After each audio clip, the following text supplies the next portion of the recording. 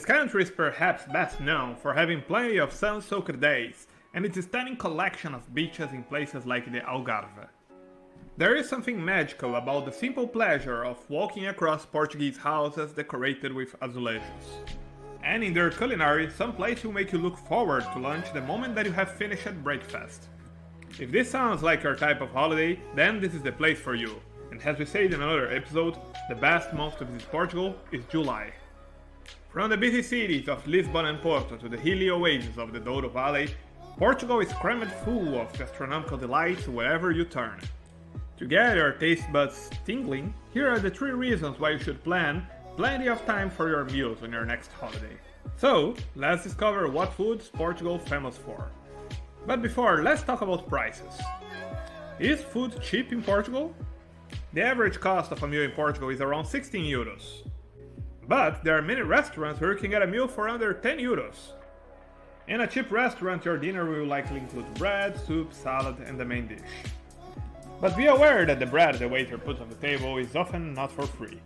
And if you touch it, you'll pay a little extra. If you want to eat out, but keep your expenses low, you might want to consider street food, which is quite popular in Lisbon. Meals like sandwiches and wraps start around 4 euros and go up from there.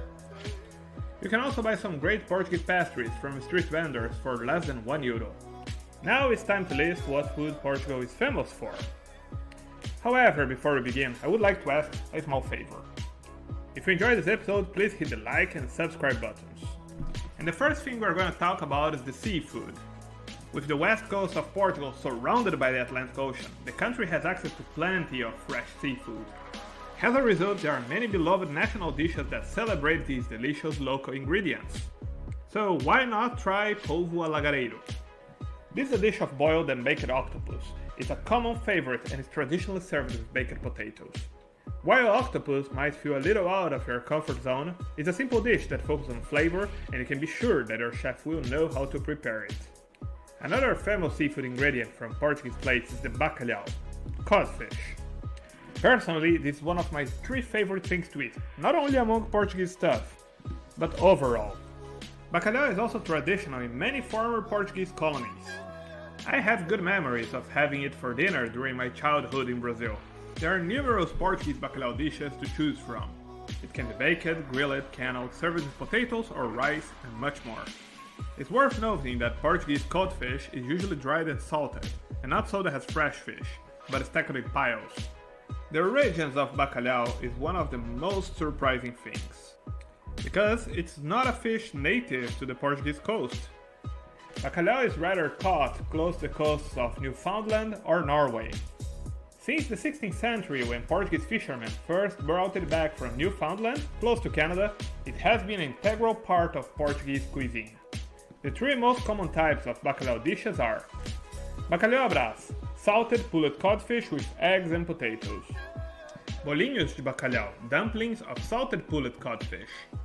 Bacalhau assado na brasa com batatas, which is roasted codfish served with potatoes and lots of olive oil. If you want to get more involved in Portuguese cuisine, in any major local market they sell fish caught on the same morning at good prices. Even if you're used to cook seafood, the quality of the ingredients will be enough to ensure that you experience your familiar dishes in a whole new way. The next is the pastéis de nata. These tasty little tarts have expanded worldwide, but the best place to get them is the city where they were created, Lisbon. Originally, these tarts were made by the monks in Santa Maria de Belém. It was common to use egg whites for starching the nuns' habits, which left a large number of leftover egg yolks, and so the monks got creative and the tarts were born. There is plenty of debate over where Lisbon does the best tarts, and you'll find that each location has its own slightly different recipes, so it's worth leaving plenty of time to do your own taste comparison. Now let's talk about meat and sandwiches. Meat has long been a historically important part of European diets. As well as being a status symbol, it was an essential source of protein, as there were not many types of vegetarian protein available. This led to a wide range of meat dishes in Portuguese cuisine, particularly hearty stews which combine seasonal vegetables with a rich sauce, as well as slow roasted meats served with rice. For a light snack, make sure to try out bifanas, a traditional Portuguese sandwich made with pork marinated in garlic, white wine and paprika. The meat is served between white bread with a crunchy texture and is often accompanied with soup or fries. You can also try the Portuguese adaptation of a croque-monsieur called a francesinha sandwich. The tasty treat is full of ham, sausages and steak. It's then covered with melted cheese and topped with an egg, and if I'm not sure, the sauce has something of beer. And it's time to talk about Portuguese drinks and beverages. The Portuguese take two drinks very seriously, coffee and wine. The idea of spending time in a coffee shop in Portugal literally is about the coffee itself. Locals often start their day with a cup from a neighborhood coffee shop, rather than a chain. They also use it as a social activity, and this has been an important part of Portuguese culture for many years. The classic way of serving coffee in Portugal is called bica, and is somehow similar to what we know as espresso, although with some differences from the Italian version. It has more volume than the normal espresso, and it's smoother in taste. Instead of the more common Arabica beans, the Portuguese favor a blend that also has Robusta beans, which is a light to medium roast.